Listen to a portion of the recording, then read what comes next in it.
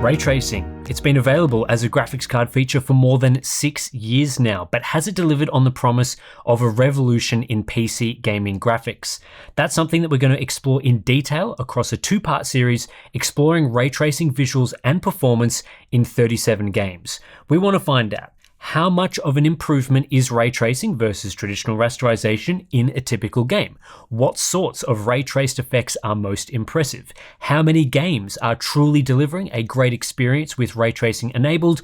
And what's the performance cost in games where ray tracing actually provides a visual benefit? This investigation is going to open up a lot of doors in the lead up to a new graphics card generation. We're going to find out what the best ray traced games are for benchmarking. We'll determine how important ray tracing is as a feature. We're going to revisit first generation ray tracing GPUs and see whether they've lived up to their ray tracing promise. We're going to uncover the real performance difference between NVIDIA and AMD GPUs in ray tracing when looking at games where ray tracing is actually worth using.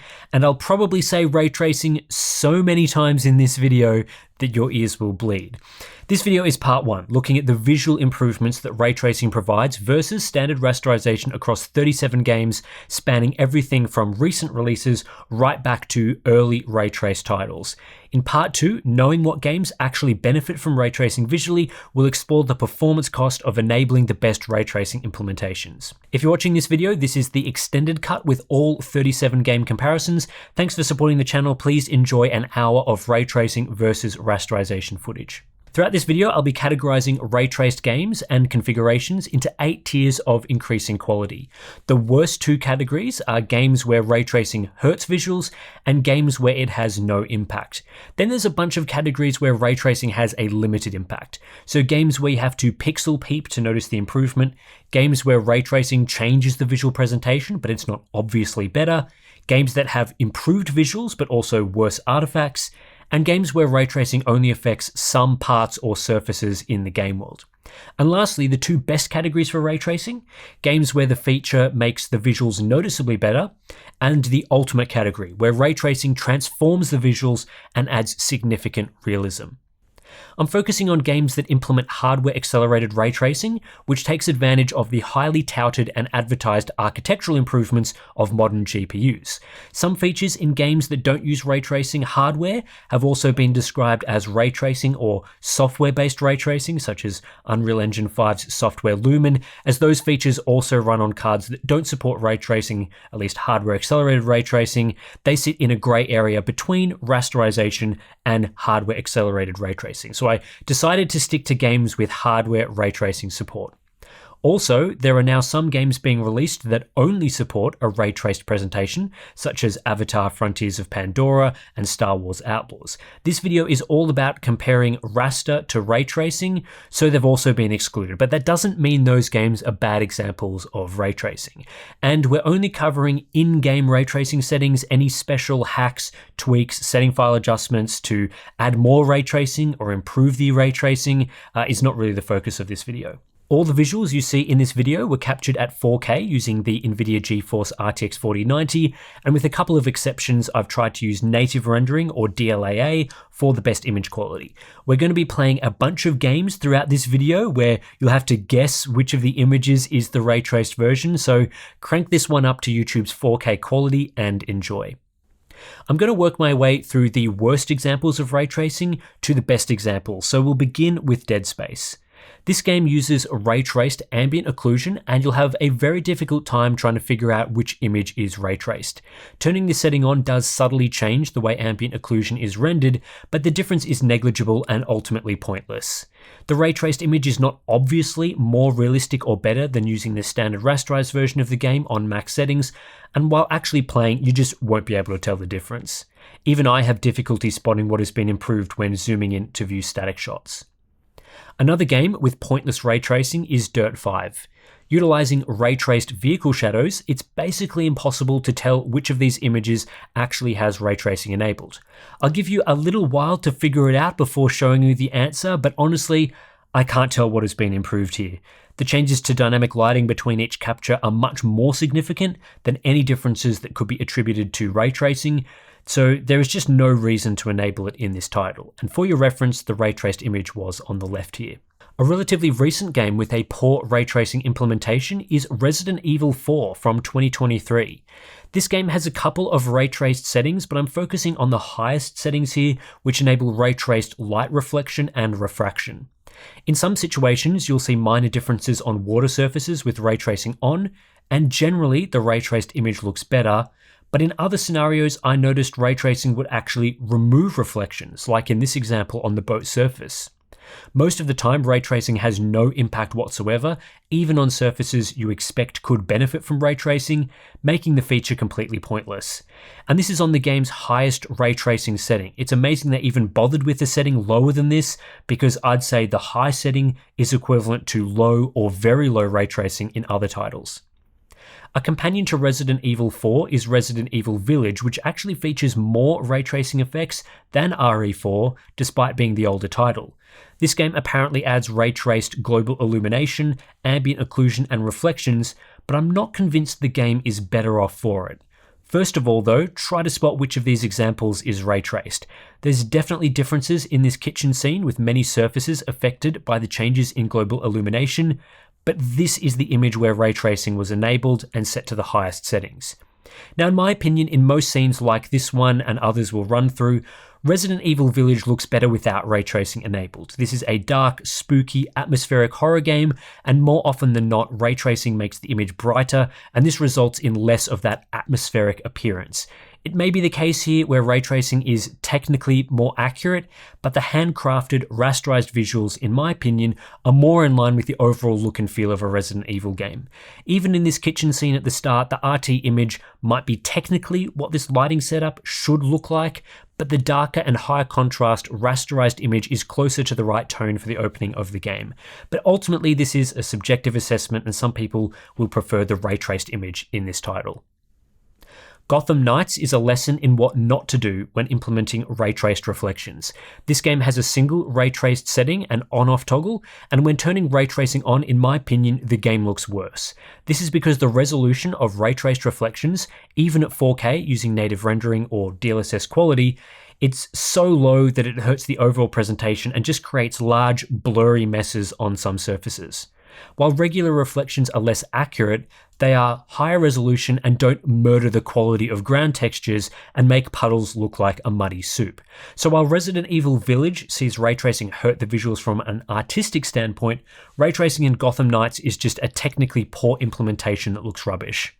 Implementing ray tracing in Battlefield 2042 is a baffling choice that makes little to no difference on the overall presentation. The game chooses to use ray-traced ambient occlusion, and like we saw in Dead Space, this is a very subtle improvement that probably could have been achieved through standard rasterization. It's not as subtle as Dead Space, but in a multiplayer title like this, it's pretty much pointless and doesn't transform the visuals into something drastically more impressive. Occasionally, you'll see slightly better or slightly different shadowing in a scene, but it's not something I would bother enabling, and it makes enemies slightly more difficult to spot in combat. Ray tracing in the Callisto Protocol has little to no impact, though I say this not necessarily because you can't notice any changes, but because those changes aren't always positive.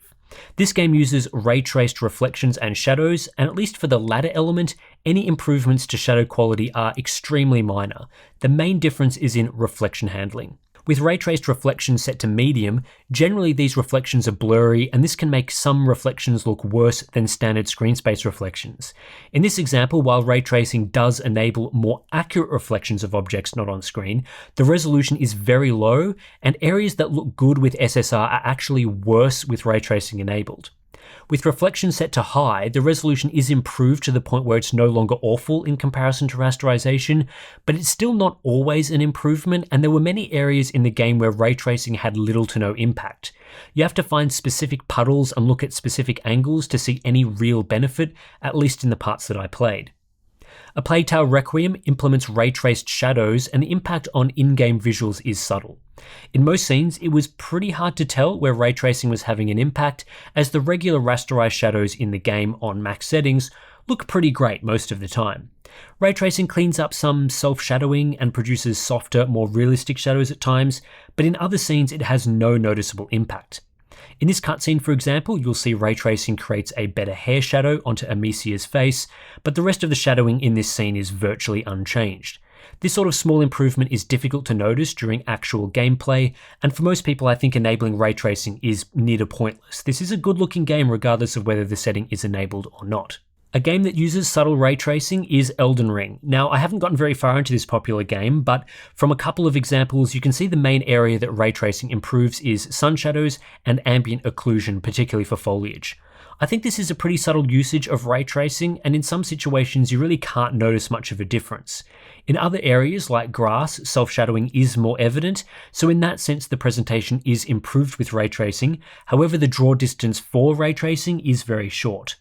While ray tracing is somewhat of an improvement in the game if you look closely, I couldn't really spot much difference between ray tracing quality on the lowest and highest settings. Another title where ray tracing makes a very small impact if you look closely is Far Cry 6. This game has ray traced shadows and reflections enabled through separate settings, although the shadows component of this makes practically no difference in most scenes. Meanwhile, if you use ray traced reflections, it combines this with screen space reflections to effectively extend the capabilities of SSR and reflect some items that aren't on screen in certain circumstances. This approach to ray traced reflections is beneficial in some scenarios where reflections should be occurring but aren't due to the limitations of SSR, though in many scenes surface reflections are near identical with ray tracing on or off. There's also the issue in this game of reflection resolution being quite low, so you never get particularly impressive reflections, whether ray tracing is used or not, and this is unlike some of the best reflection examples we'll get to later. So ultimately, whether you use ray tracing in Far Cry 6 or not makes little difference in most scenes outside of a handful of edge cases, and it does little to transform the overall presentation. The F1 series of games has slowly increased the amount of ray tracing effects over time, with F1 24 including ray traced shadows, ambient occlusion, global illumination, and reflections. In this comparison, I've enabled all of these settings and changed the ray tracing quality setting to either medium, which is the lowest option, or high, which is the highest option. The problem with including ray tracing in a game like F1 24 is that while it does improve the overall visual quality, you'll be pretty hard pressed to notice this during actual gameplay. For example, while the game has ray traced reflections, you don't get zero reflections in the non-ray traced mode. Can you tell which of these examples is ray tracing? You have to look at subtle clues and environment details to really nail down which is using ray traced reflections. Yes, trackside building windows have reflections with ray tracing enabled, but did you notice that during the race? I'd say probably not, and the same applies to the other effects that are enabled like ray traced shadows and ambient occlusion. These effects provide more realistic shadowing around cars, but were you really able to notice that at first glance? In fast-paced games like this, where you are focusing on specific areas of the screen to play, and where the overall visual quality isn't improved to the level of being realistic, I mean, one glance at some of the environments outside the track kind of exposes this game, it isn't that necessary to use ray tracing, and ultimately you'll basically need to pixel peep to spot the differences. In Diablo IV, you'll have to go hunting for the differences ray tracing makes in most instances. This game uses ray traced reflections and shadows with different quality levels. For the low configuration, I used both settings on low, and for the max configuration, all settings were maxed out. The low configuration is extremely subtle and frankly not worth using. There is a very minor change to shadow quality that will go completely unnoticed unless you start pixel peeping, and a few small improvements to reflection quality. In the scenes I tested, these changes were superficial at best, and you'd be hard pressed to spot the difference between ray tracing on or off. The high configuration does crank up the amount of ray traced shadows, although reflections remain relatively difficult to spot any differences, which I think is mostly down to the game's isometric perspective. Shadowing becomes softer, but this depends on the distance between the object and the shadow, so a lot of shadows are still unaffected with maximum ray tracing enabled. In some respects, you could say this is more natural and realistic. In other respects, you could say the softer shadows look blurrier and worse. Throughout my time playing Diablo IV in general, I found it difficult to spot the benefits of ray tracing, and I probably wouldn't choose to enable it. Shadow of the Tomb Raider is one of the earliest examples of ray tracing, having implemented ray traced shadows via a patch in early 2019.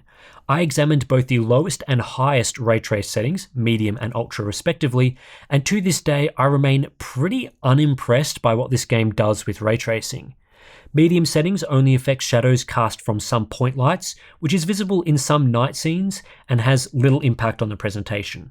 Ultra settings enable sun shadows, and these generally make shadows softer relative to the distance from the object. I guess you could say these shadows are more realistic, but it doesn't transform the overall lighting system into something that looks real, so in a sense it just makes some shadows softer and blurrier in isolation.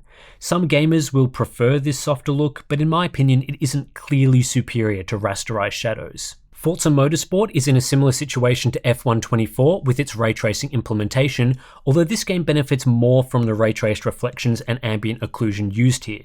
In most gameplay situations, it's hard to spot the benefits of ray tracing because you get nice car reflections for the most part whether ray tracing is enabled or disabled, and this applies to both the external and cockpit camera angles.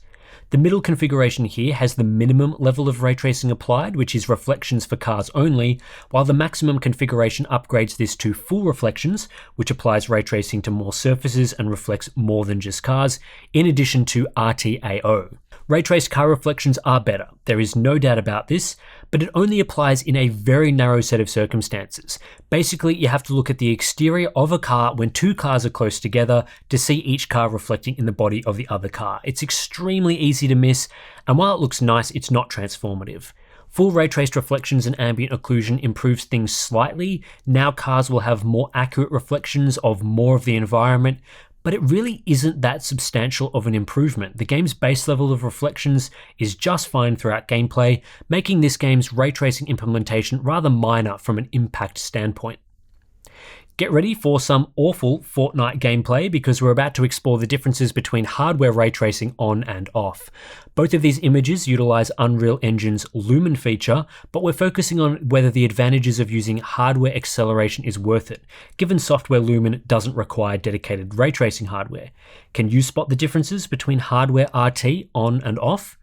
This is another example where it's quite difficult to tell which of these is the hardware ray tracing implementation, and that's because Fortnite has an excellent software Lumen implementation. Turning on hardware ray tracing improves the accuracy and resolution of reflections noticeably, turning things that were blobs into more defined reflections.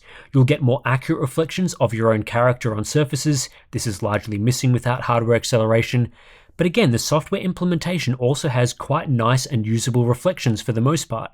It's questionable whether you'd notice this in regular competitive gameplay, though it's going to be more impactful in the creative modes and stuff like LEGO Fortnite. There's also improvements to lighting quality, including better and more accurate ambient occlusion and self-shadowing. I spotted some instances where software Lumen wouldn't correctly render a shadow, such as under cars for example, whereas you get a more realistic presentation with hardware Lumen enabled. We're largely talking about small differences though, there just isn't much separating the two images unless you go nitpicking. Deathloop is an earlier ray-traced game released in 2021 that uses both ray-traced sun shadows and ray-traced ambient occlusion. I'll let you guess which of the images is ray-traced, noting that I've enabled both effects for the ray tracing on image. This isn't a situation where there are no noticeable changes between these images. You should be able to discern some differences, but I think people will have differing opinions as to which image is better. So in this first example, the ray-traced image is the one with softer shadows. Sometimes better shadow quality is perceived to be the shadows with sharper, higher resolution edges, but in terms of realism, distance-based soft shadowing is closer to how shadows work in real life. So softer, blurrier shadow edges is what you get in some situations with ray tracing. The ray-traced image also provides more ambient occlusion, creating a subtle but somewhat noticeable increase in depth throughout the image. Whether or not you want the game to look like the left example or the right example is subjective, and while the ray-traced image is probably more accurate, I don't think you could say it definitively looks better, and most people would be satisfied playing either version of the game. Therefore, for this title, I believe this is an example of a game that provides different image quality with ray tracing enabled, but it's unclear whether it's better. Forspoken is in a very similar position to Deathloop in the ray-traced effects it uses and the impact that has on visuals. The game uses ray-traced shadows and ambient occlusion, both of which we've enabled for these comparisons. Like with Deathloop, shadows are softer and more realistic, but appear to be lower resolution in many scenes, combined with a relatively short draw distance, so you can get these soft shadows near the camera, but further away it reverts to normal, sharp shadows, and that transition point is a bit obvious. The ambient occlusion differences are very subtle, and in some scenes where you'd expect it to have an impact, it really makes no difference. I don't think ray tracing in this game definitively looks better, though it does look different. Whether you choose to enable ray tracing or not is unlikely to have any substantial impact on your gaming experience.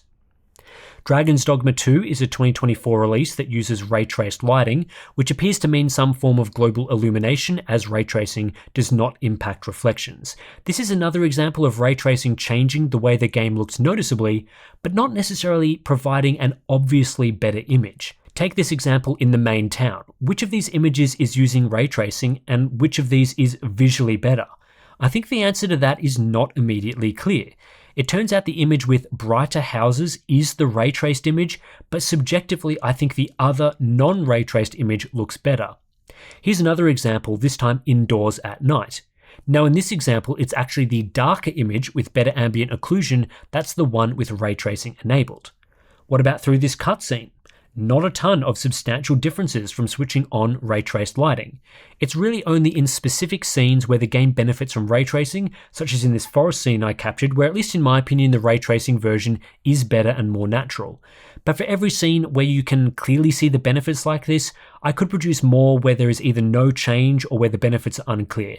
I don't think it matters all that much whether you use ray tracing or not in this title, and I could see reasons for and against. Star Wars Jedi Survivor implements ray tracing through a single toggle, which appears to combine multiple effects including reflections and lighting. In most scenes, this changes the way the game looks noticeably, but doesn't necessarily improve it to the point where you'd be able to pick out the ray traced image straight away. Take this indoor scene looking at a workbench. Which of these examples is ray traced? The one where light bars cast light onto the rocks behind might indicate that is ray tracing, but the other image has more contact shadowing and ambient occlusion under the bench. There's clear differences in the metallic overhead object as well, but this is the answer, and I don't think it's obvious which of these is superior, and neither look photoreal in their lighting. Turning on ray tracing does enhance reflections in some situations, but not always. This river stream has better reflections with ray tracing enabled, but in this next scene there isn't much of a difference, with most reflections provided through what appears to be rasterization. And in this next scene on Coruscant, enabling ray tracing improves reflections closer to the camera, but removes some reflections for items further away. Whether or not this is an improvement overall, it's hard to say, and I think that's the main issue with how ray tracing works in Jedi Survivor. Another example is that a lot of foliage self-shadowing and ambient occlusion is removed with ray tracing enabled. Again, I'm not sure which is more accurate or realistic, but ultimately it's probably somewhere between the two options that are shown here. So I don't think ray tracing is essential in this game, and you get a pretty good visual experience without it. Atomic Heart is an interesting example, having added ray-traced reflections and ambient occlusion via a patch this year. What specific setting you use in the game has a drastic effect on the game's presentation relative to the max atomic setting. For example, using the Performance RTX mode, that deletes a whole bunch of reflections that you get with the standard rasterized version of the game. This makes the presentation significantly worse despite using ray tracing, so this is a clear example of ray tracing hurting visuals. However, when cranking up ray tracing to the maximum quality mode, surfaces are enhanced with better, higher resolution and more accurate reflections. There's also a minor impact from the improved ambient occlusion, but you're most likely to notice the increased reflection quality throughout the game, particularly on shinier surfaces like marble, metal, and glass. Water is unaffected. The downside to this is noise in these reflections, and this is true whether you're using native TAA rendering or DLSS. While the reflection quality is enhanced and in general the game looks better for it, the reflections themselves are more noisy than the regular rasterization mode, which is a downgrade of sorts. So ray tracing in this game isn't a complete success on maximum settings. Another game with ray tracing that improves visuals but at the expense of artifacts is Hogwarts Legacy. This game features ray traced shadows, ambient occlusion, and reflections, and for these examples I turned all settings on and adjusted overall ray tracing quality to either low or ultra. The lowest ray tracing configuration doesn't do a whole lot. You get a minor improvement to reflections, but the amount is so limited and the resolution so low that it's not a huge step forward from the game's rasterized reflections. Small differences in ambient occlusion and shadows make the game look a bit different to the rasterized presentation, but in most situations it isn't noticeably better, with more differences attributable to minor time of day changes compared to actual ray tracing improvements. When turning up ray tracing quality to ultra, this is where we see a noticeable step up for shadow and reflection quality. Shadows are higher resolution, sharper and better, so that's a win on top of ambient occlusion changes. Reflections are now applied to many more surfaces and reflect things the rasterized presentation does not. This creates a striking change to the way the game looks. It's certainly noticeable, especially indoors, and at least in my opinion, having reflections applied to these surfaces makes the game look better. However, this comes at a cost. These reflections are a low resolution, they're grainy, blurry, and have plenty of artifacts. So while enabling the maximum level of ray tracing in the game does have visual benefits, the amount of artifacts can be distracting and takes away from the goal of ray tracing, which is to improve visual quality overall. Hogwarts Legacy isn't quite at that level and should have used higher resolution reflections. We'll play another game of Spot the Ray Tracing here with Hitman 3, aka Hitman World of Assassination, which implements ray traced reflections and sun shadows. Get your guesses in for this first example because it's not immediately obvious which one has ray tracing enabled. In fact, it's the left image. This next one should be more obvious, even though both do feature reflections. The giveaway is the higher reflection resolution behind the waiter. This next one is more challenging if you don't spot the immediate giveaway. One image has higher ground reflection resolution and a bit more definition at times, but that's actually not the one that uses ray tracing. The giveaway for ray tracing here is we get transparent reflections with ray tracing enabled, but no reflections on those surfaces at all with it disabled. Though I will admit the regular ground reflections look better than the ray traced reflections.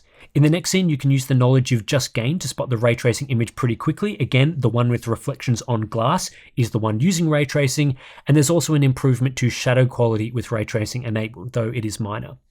This next one though, get your guesses in.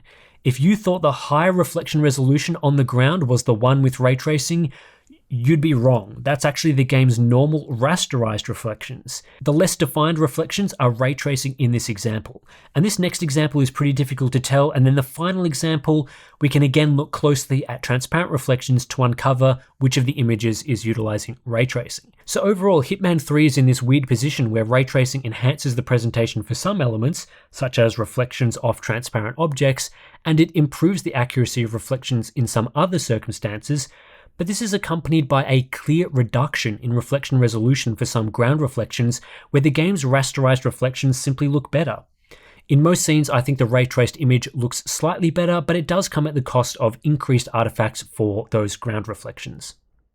Ghostwire Tokyo implements heavy use of ray traced reflections and shadows, and here I'm comparing the rasterized version of the game to ray tracing on low and high for both settings. Set at night and often on rainy, glossy streets, this game benefits visually from the use of ray tracing on the high setting with better and more accurate reflections.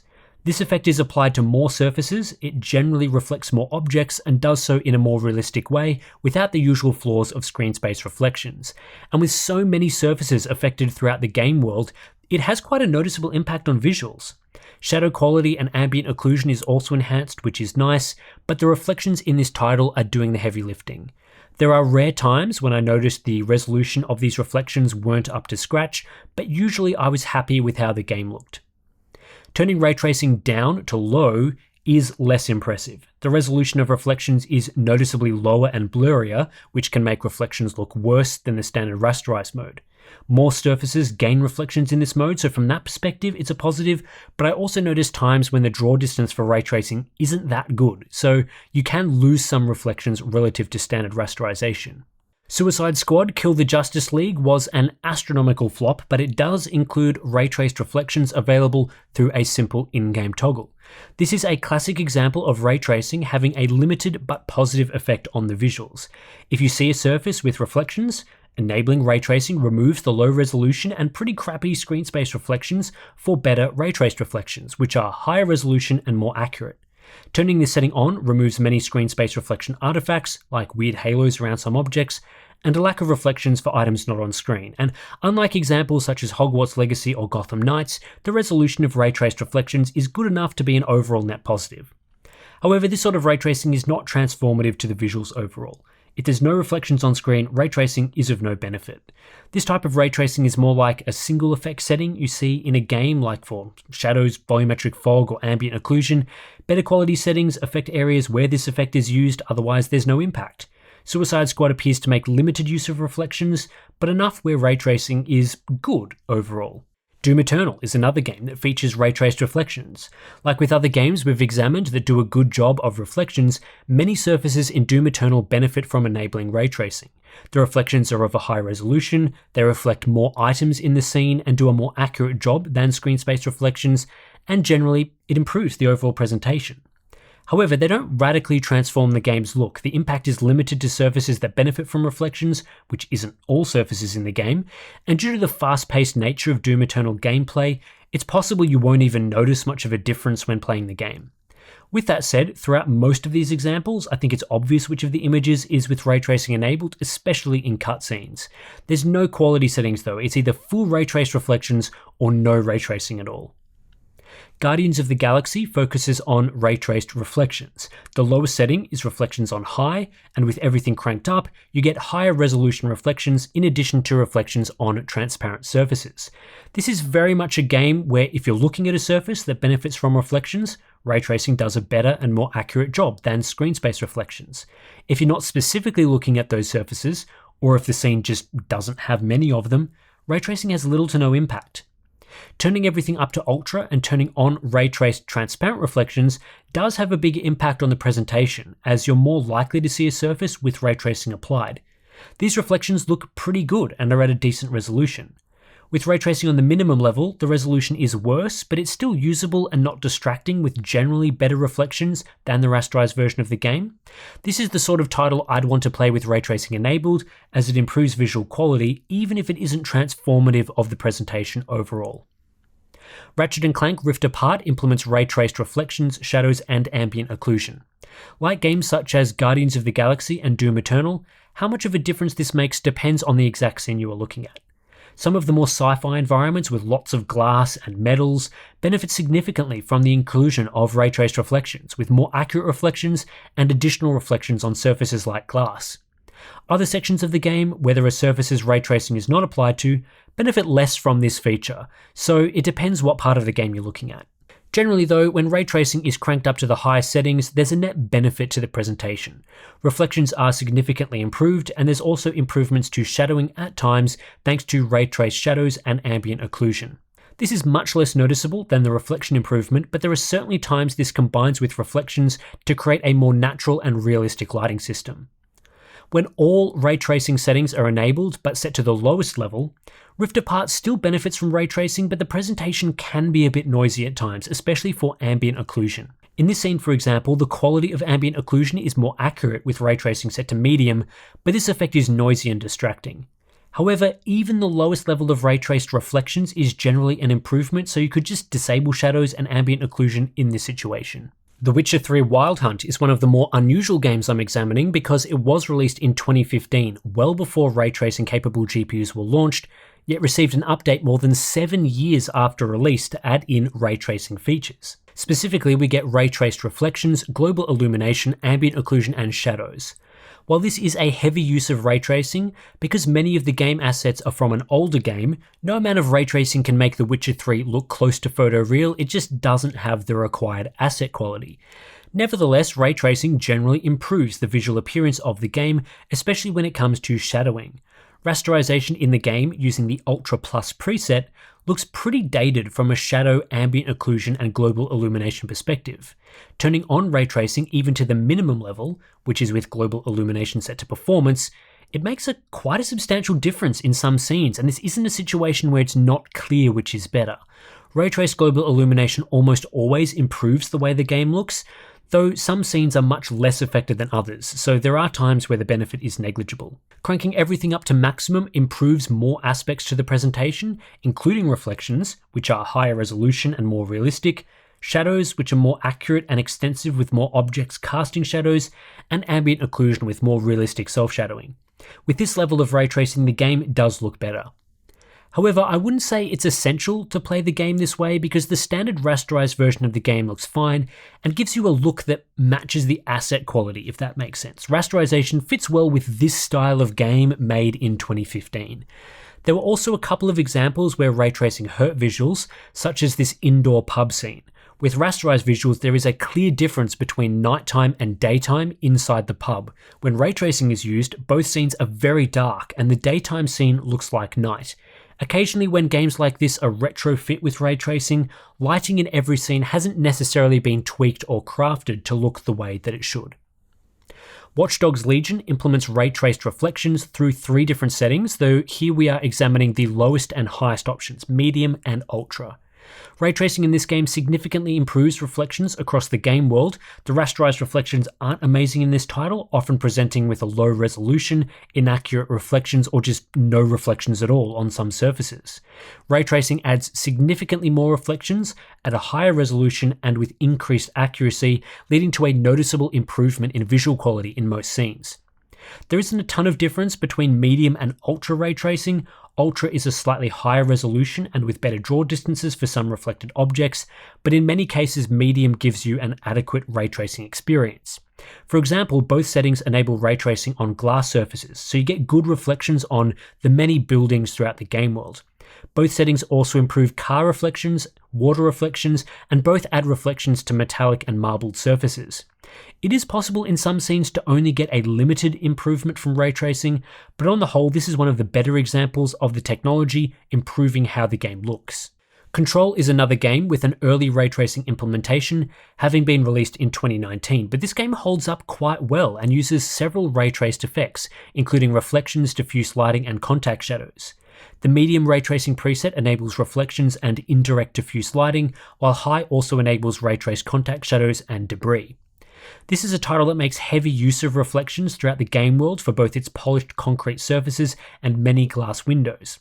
Ray tracing improves the presentation relative to screen space reflections, introducing greater accuracy and the ability to reflect off-screen items, as well as enabling reflections on transparent surfaces, which allows your character to reflect off windows throughout the game. This noticeably improves the presentation. It's applied to the vast majority of surfaces throughout the game world, and you get this benefit even from the medium preset. Lighting also changes with ray tracing enabled, though generally it's an improvement, especially on the high setting that enables RT contact shadows. Indirect lighting can have the effect of just making the lighting system look different and not necessarily better, but when paired with contact shadows, I feel the ray traced lighting system is better and more realistic compared to the standard rasterized mode. When this is paired with ray traced reflections, it's clear that ray tracing in this game is the ultimate visual experience and the best way to play. Dying Light 2 makes extensive use of ray tracing. The game has settings for ray traced shadows, ambient occlusion, global illumination, and reflections, which are user adjustable or enabled to various degrees through 2 presets. The lowest preset is just called ray tracing, which enables sun shadows and a ray traced flashlight, while high quality ray tracing turns everything on. The basic ray tracing preset is pretty pointless and doesn't add much to the presentation. If you look closely in sunny areas, you'll see softer shadows, though it's questionable how much better they look. And the ray traced flashlight has a small impact. Really, for this game, you need to crank up the ray tracing to maximum to benefit from its inclusion. I think with an example like this, it should be easy to distinguish which of the presentations is offering better visual quality with ray tracing enabled. The game's standard rasterization mode isn't the best at providing realistic shadowing and lighting, so it can look pretty flat and underwhelming at times. With ray tracing enabled, there is a significant improvement to ambient occlusion and global illumination, which makes the lighting system overall look more realistic.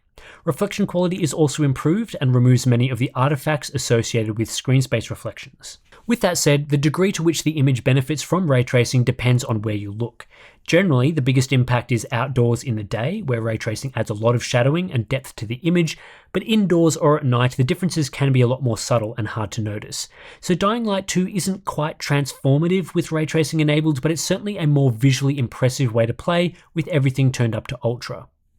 Spider-Man includes ray-traced reflections, and this is a title where reflections have a big impact on the presentation because there are so many surfaces where reflections are applied. The ground, especially shinier parts or puddles, windows on all the buildings, and cars, they're all enhanced with ray traced reflections enabled, and these elements are in pretty much every scene throughout the game as you're swinging around the city. It's a noticeable improvement, and this applies even when using the absolute minimum level of ray tracing in the game with all ray traced settings on the lowest level. Cranking up ray tracing to the highest level improves the resolution of reflections as well as the draw distance for geometry. There are some situations where on the lowest setting the amount of geometry that's reflected is similar to the cube map reflections used on Windows, but when using the maximum amount of ray tracing, reflection quality is pretty much always enhanced and so delivers the best visual quality. A close relative of this game is Spider-Man Miles Morales, which has enhanced ray tracing compared to the first game through the addition of ray trace shadows. The reflection capabilities in Miles Morales are very similar to those in Spider-Man Remastered and enhance the visuals across the game world to a noticeable level. So if you're playing the game and want the best visual experience, you should definitely enable ray traced reflections. The benefit from shadows is much less obvious, and in some scenes it's hard to spot the differences. If you just enable shadows and don't enable reflections at all, most scenes are unaffected by the addition of ray tracing, though if you do see prominent shadows, typically ray trace shadows are of high quality, which is nice. So Miles Morales overall has slightly better ray tracing than Spider-Man Remastered, but the bulk of that work is being done by reflections. Black Myth Wukong is the first game in this video to use path tracing, aka full ray tracing, with several settings available. I'm focusing on the low mode, which adds restir global illumination and path trace shadows, as well as the maximum very high mode, which increases the resolution of those effects and adds ray traced reflections and caustics. I'm comparing it here to the maximum cinematic preset, which uses Unreal Engine software Lumen. In most scenes, enabling full ray tracing improves the lighting system, and depending on where you look, this isn't a situation where the game's lighting is merely different to the rasterized version. Full ray tracing implements noticeably more realistic lighting, with better ambient occlusion, more accurate and high quality shadows, more natural light fall-off, and better distant shadow detail. This is true whether you use the low or very high setting. Occasionally you'll find a scene that is probably lit more accurately with path tracing but subjectively looks worse than the rasterized version of the game. But let's be honest here, the cinematic preset generally looks excellent and is one of the best rasterized or software ray traced games you can play. When using full ray tracing on very high, the game also benefits from ray traced reflections, and this is where hardware accelerated ray tracing separates itself further from software Lumen with more accurate reflections and even proper caustic effects. Unfortunately, full ray tracing on low seems to hurt reflections relative to the non-RT version of the game, so this mode is only possible to say that the game benefits from ray tracing some of the time for some surfaces. The setting on very high though is generally an improvement and something you will notice thanks to its more realistic lighting system. Path tracing in this title produces noticeably better ray traced global illumination than some of the earlier examples of global illumination, such as Metro Exodus non-enhanced and Dragon's Dogma II. Metro Exodus is a really interesting example because there are two versions of the game. The original, which was released in 2019 that has a non-ray trace mode, and an option to enable ray traced global illumination and ambient occlusion. Then later in 2021, 4A Games released Metro Exodus Enhanced Edition, which is the same game but with an overhauled lighting system that always enables ray tracing and includes both global illumination and reflections among other lighting effects. In the standard version of the game, ray tracing doesn't do a great deal for the overall presentation. It does change the way lighting behaves, but in many scenes the differences are negligible and not a clear improvement on the base non-ray traced image. At times, elements may look a little darker, at times other elements may look a little lighter, but it's not a situation where you turn ray tracing on and the game looks significantly more realistic. It's a minor improvement at best. However, with the Enhanced Edition, the overhauled lighting system and more widespread use of ray tracing significantly improves how the game looks. When you put the original 2019 release up against the Enhanced Edition, it's a night and day difference in a lot of environments, with the Enhanced Edition clearly producing a more realistic image with better lighting and reflections. The standard version of the game, even with ray tracing set to Ultra, looks a bit dated in comparison to how the Enhanced Edition renders the game, so there is no doubting here that the Enhanced Edition is the ultimate way to play with completely transformed visuals. And the good news is that even with the ray trace settings set to their lowest level in the Enhanced Edition, which is ray tracing on normal and reflections on hybrid, the game still gives you almost the same experience as those settings on the maximum level. The Ultra experience is slightly better, but so long as you're playing the Enhanced Edition, it's a better looking version of the game relative to the base game without ray tracing, and as I said, I think it's transformative. Alan Wake 2 is one of the best examples of ray tracing delivering stunning visuals. The game utilizes path-traced lighting with various different effects across the game's ray tracing presets.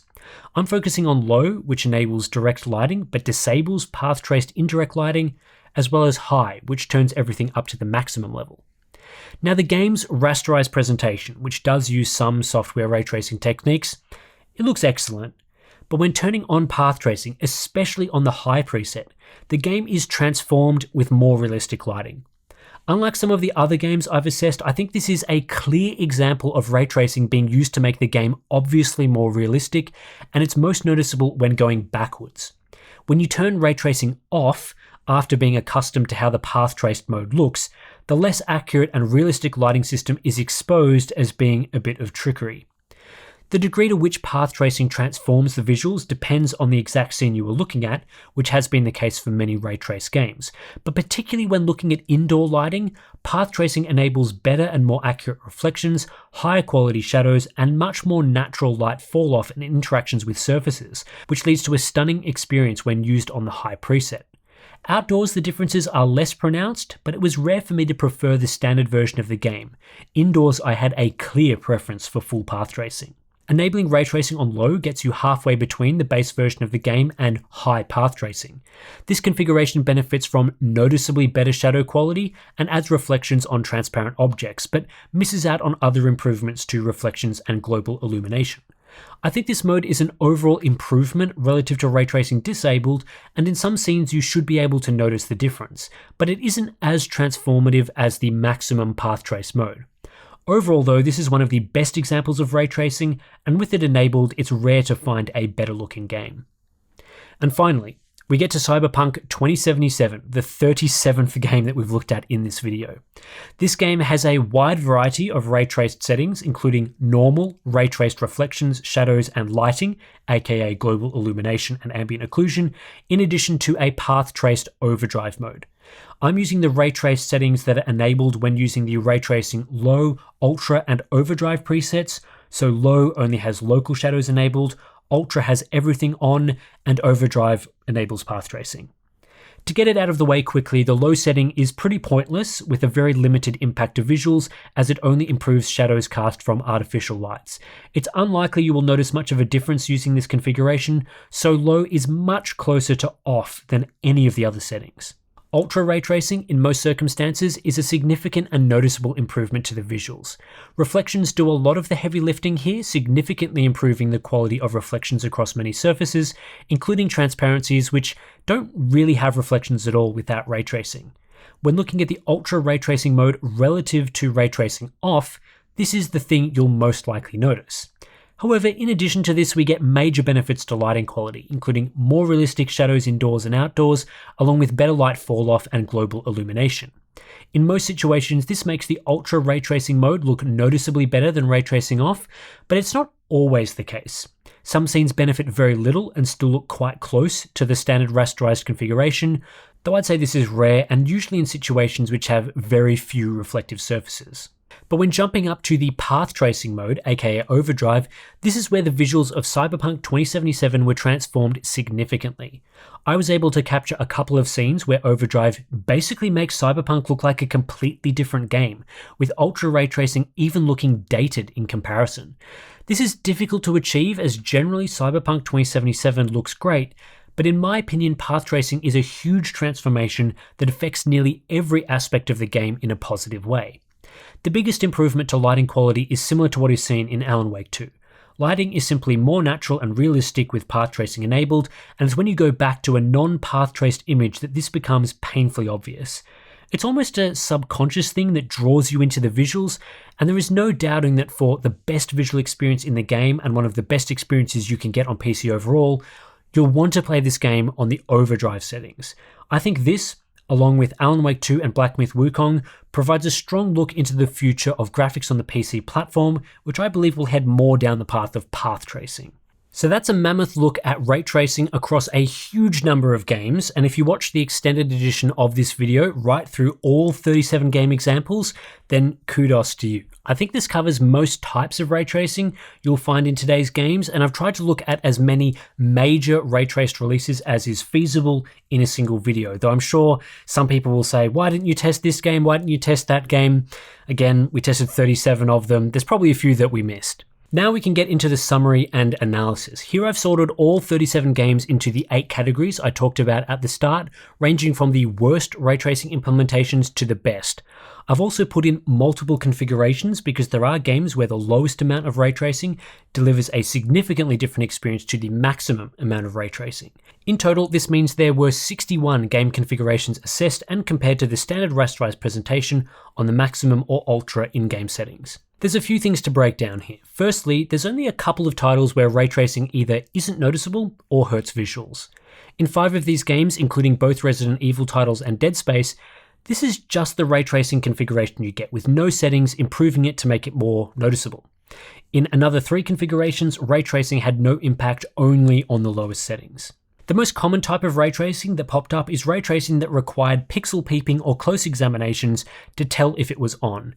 In 8 titles, this was the absolute best experience you could achieve, and in another 4 titles, this is the experience you get on the lowest ray tracing settings. In my opinion, there is no point turning on ray tracing if you can't immediately tell that it's on and benefiting the presentation. This grouping also tended to include faster paced and multiplayer games, including all of the driving games.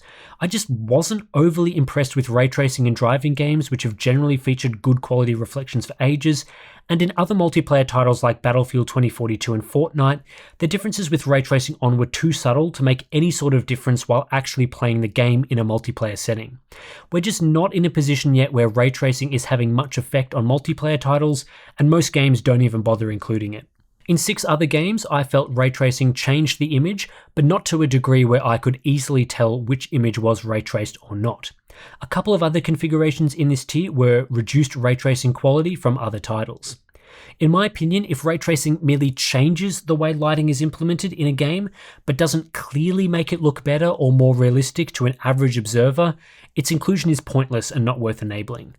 In most of these games, it would be difficult to tell if ray tracing was an actual technical advancement or just a stylistic change from a filter that the developers wanted to implement.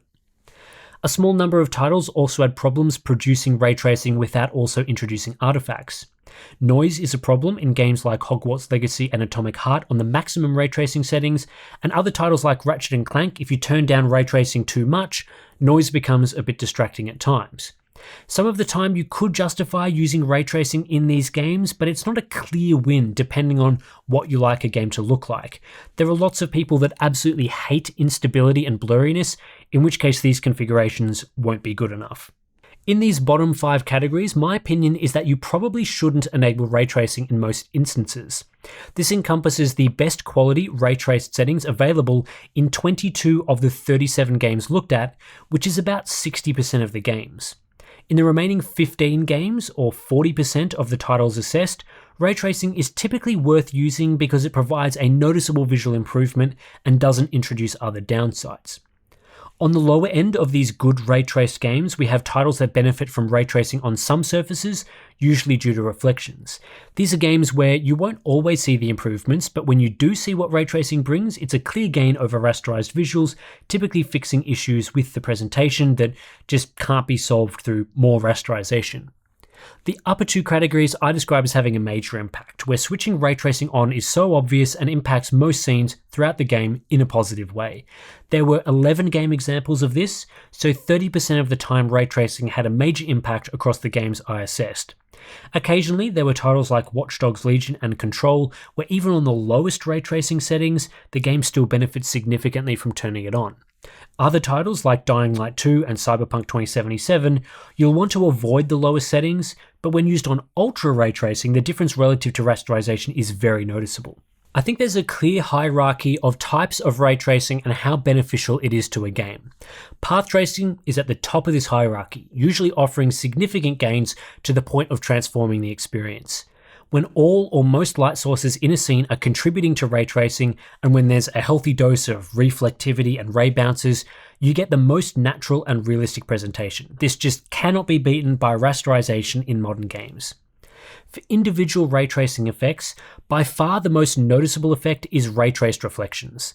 Rasterized reflections have plenty of issues. For example, screen space reflections can't reflect objects outside the field of view. They usually have ugly artifacts and don't work well on transparent surfaces.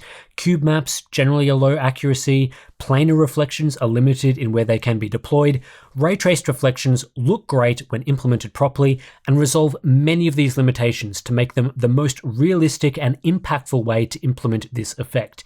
In many titles, ray traced reflections are an obvious visual improvement, so in games where there are multiple ray tracing settings to choose from, I'll always enable reflections first. Global illumination is somewhere in the middle of effectiveness. In some games, global illumination doesn't obviously improve the visual quality and ends up just making the game look different without necessarily being better. In other games, global illumination is of significant benefit, though this is rarer and usually in games that combine ray-traced global illumination with other effects. In my opinion, to get realistic and accurate lighting, you need to go all the way to path tracing. In many titles, ray-traced global illumination just isn't enough to shift the needle significantly. Then at the bottom are the ray-traced effects I generally think are pointless by themselves: shadows and ambient occlusion. Rasterization is really good at these things, even if it's not quite accurate, so enabling ray-traced shadows and AO often makes little to no difference. The games that only integrate ray-traced shadows usually ended up with unnecessary ray tracing that's not worth enabling. It's only when these effects are combined with other forms of ray tracing do these make any sense to enable, and honestly, I don't think developers should bother with ray tracing if they're only going to end up with a crappy ray-traced shadows effect. There's also zero doubt that games with more ray tracing effects look better. If a developer tries to dial back ray tracing because they're worried about the performance cost, that usually leads to ray tracing that has no impact. When developers chuck in tons of ray tracing or even path tracing, that's when we see visuals that are much improved. And what's clear about this is games with more ray tracing and better ray tracing implementations are usually sponsored by NVIDIA. That doesn't necessarily mean they use NVIDIA developed RT effects, but often they have an NVIDIA logo on the splash screen and are cross-marketed with GeForce products. On the other hand, titles that are AMD sponsored typically have worse ray tracing implementations, especially games from the first few years of ray tracing. Angry AMD fanboys will probably say that NVIDIA sponsored games have added in more ray tracing to cripple the experience on AMD GPUs, but I don't think that's the case. Visually, these games are just better, and it's been shown here that more ray-traced effects in a game delivers a larger visual improvement.